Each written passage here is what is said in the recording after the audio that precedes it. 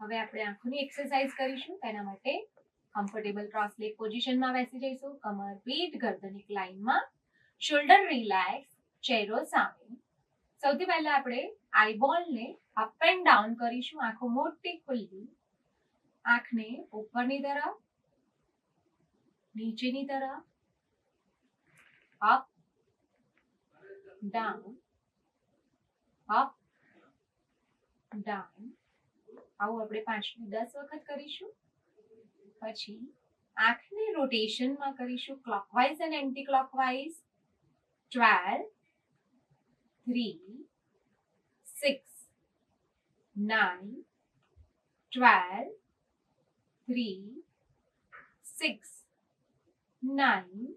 Anti clockwise 12, 9, 6, 3, 12, 9, 6, right?